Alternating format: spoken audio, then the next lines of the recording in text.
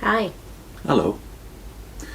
In Adolf Saffer's book, The Divine Unity of Scripture, the last segment, he was looking at the misconception that the Bible is just chock full of miracles. And he pointed out that no, the miracles tend to gather around three periods, the great transition periods of biblical history: Moses and Joshua, Elijah and Elisha, when Baal worship and apostasy was rife in the land of Israel, and then the apostolic period, of course, when the new covenant was being inaugurated.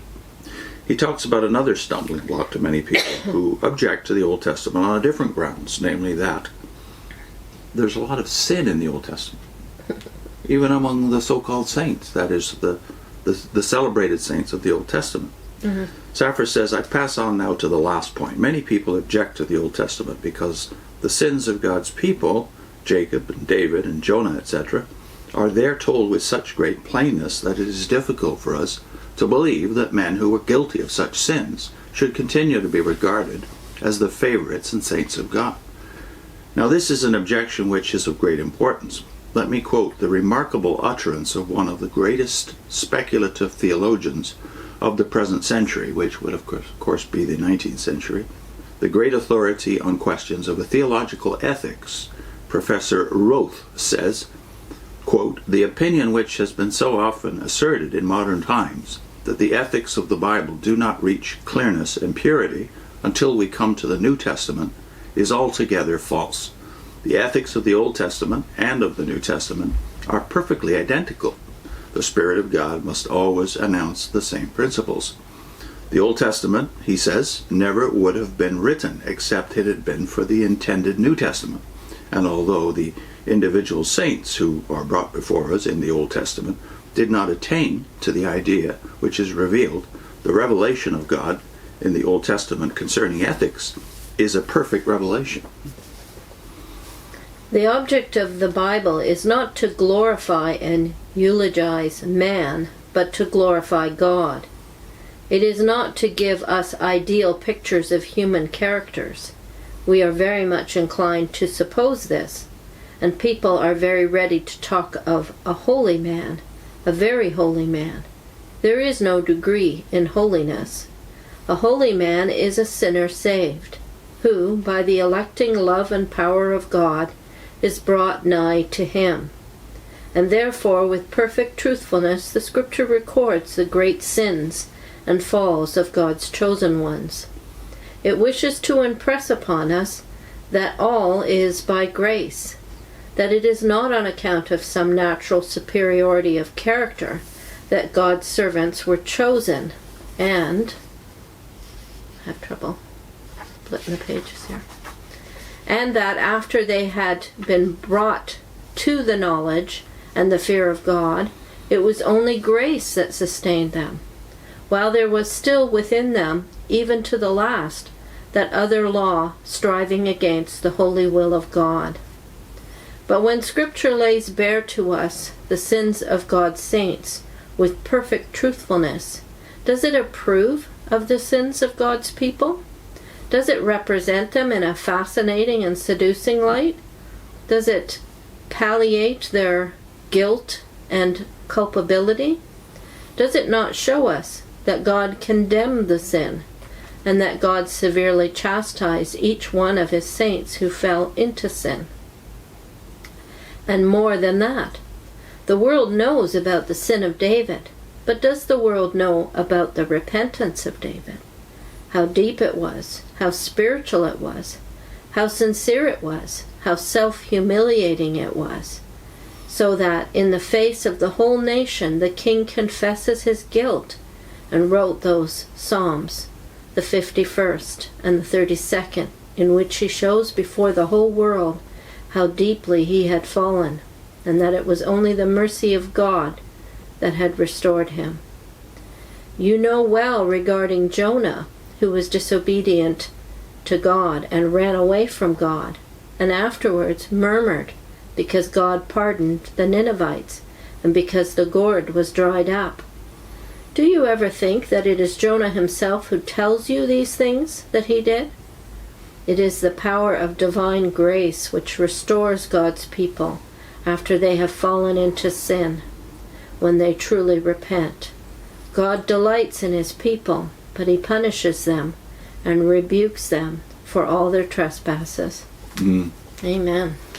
So, two truths we could underline right there, which is, one, the ethics are the same, as Ruth points out on the previous page. That love of neighbor and love of God are commanded in the Old Testament, and they are the two highest principles of Christ when he's asked what is the greatest commandment. And then grace, of course. Grace is in both Testaments, and then in the narrative form in the Old Testament, in a statement form, that is, in a doctrinal form in the New Testament, of course. And for me, it was seeing the examples such as David and others who sinned so badly being forgiven that made me understand what grace is. Yeah, for sure. But the root of the objection, which after all I have not touched, lies in what I have already explained, the importance attached in this age to what people call ethics and morality. The world does not know the difference between morality and godliness. Morality is a very good and excellent thing, but it is not godliness. Godliness includes morality. Morality can never be a substitute for godliness.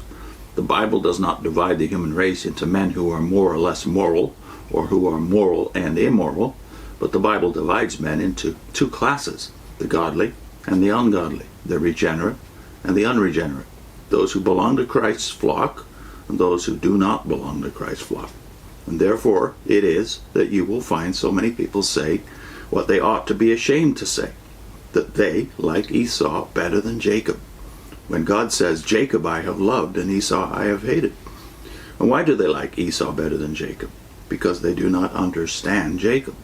They see a few blemishes in Jacob's character, who is there that has not, but they do not see that the whole bent of the man was Godward, that during all his life he was walking in communion with God, and that the prayer which he uttered on his deathbed, interrupting the prophetic prediction concerning the 12 tribes, I have waited, Jehovah, for thy salvation, was the pulsation of the man's whole heart. And the Pharisees did not understand why the publicans and sinners came to Jesus, just as the elder brother did not understand why there was so much rejoicing over the younger son who had returned.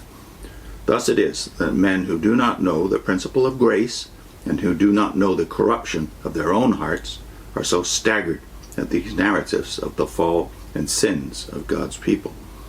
But now I must hasten to the subject that is further and chiefly to occupy us today. Those are good points.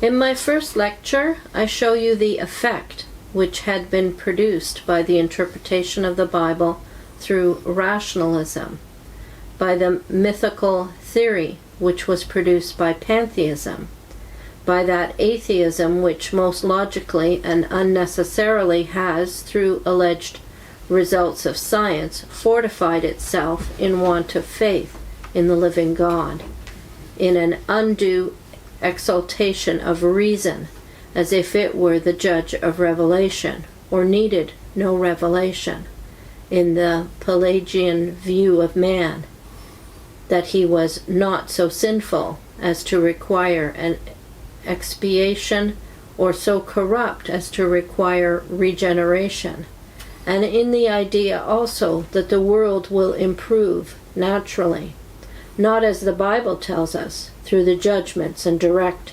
interference of Jehovah. Excuse me.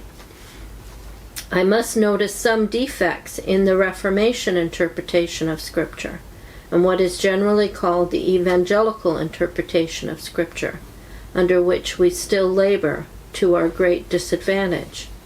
The Reformation had two defects. I have spoken at great length and out of the fullness of my heart of the glory of the Reformation. Let me point out now these 2 points in which the Reformers were deficient. In the first place, they did not distinguish the dispensations, although Augustine had already said, distinguish the times and all the difficulties vanish.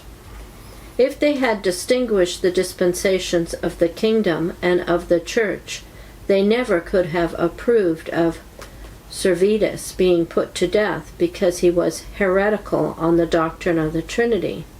For in the church, in the family of God, there is no sword. The sword is only in the kingdom, If any man deny the truth, as it is in Jesus, he certainly ought not to be a minister of the church or a member of the church. But in this world, we Christians, as Christians, have no rights. We have only duties. In the second place, they did not understand clearly the important position of the Jews in the economy of God, nor did they clearly see the second advent of our Lord. Interesting. And that's why we tend to believe that the cults came into being because of these very defects, specifically the kingdom idea and the place of the Jews. Not that either Luther or Calvin held those shallow Pelagian views so common of a gradual amelioration, that is, improvement and Christianizing of the world. Calvin says, quote, "It is a superstition to think that the world is improving in religion and morality. It's not improving, it's always going back." Luther says, quote, "I know that the world is becoming Epicurean, that is to say, they will lose faith in God and immortality and give themselves up to the pleasures of the things of this world. And then suddenly shall be heard the voice, 'Behold, the bridegroom cometh.'" End of quote. But they still did not see clearly the second advent of our Lord, or the difference between the church dispensation and the position of Israel, both in the past and in the future kingdom. The error which was made subsequently by those who preached the saving truths of the gospel was this: that they thought that it was sufficient to preach personal salvation, man's sinfulness, the atonement, the renewal by the Spirit, the fruits of the Spirit, everything that referred to the individual. That is the center. But all the circumference they left out, the whole counsel of God as it is revealed in Scripture, the plan of God, the kingdom of God, the creation of the world, the creation of man, the unity of the human race, the judgment of the Tower of Babel, the elective dispensation under Israel, in its contrast to what came afterwards. The consequence was that, while it was all very good for those who spiritually and experimentally knew about sin and salvation, the world, in its philosophy and in its science, was constantly undermining the circumference, so that on all the other points on which the Bible touches, false and anti-biblical ideas became current, and each of these points afforded a position from which to attack and to assail the whole of Scripture. Yeah, that's a great point. That Safra's generation is dealing with the coming of unbelief. What he doesn't mention here is the cults. They were taking off at the very same time as he writes this. So all of that unbelief in its various forms, religious and unreligious, or irreligious, becomes symptomatic of the fact that we neglected certain teachings in the church. So wherever the weaknesses are in the church, that's where falsehood will leap on it and use it to its own Yep. advantage. So the cults, that's how they sprung up. They looked for the weaknesses within the church and then used those. As Van Balen said in the first great book on cults, The Chaos of Cults, the cults are the unpaid bills of the church. Put in two links, one to Griffith Thomas's discussion of the significance of the millennial kingdom. Can Christ truly be king if he's not king of the Jews and king in Jerusalem? And also the Kingdom playlist, which we put together fairly recently, but it does bring together a lot of the various videos that we've done on the Kingdom theme. See you next time.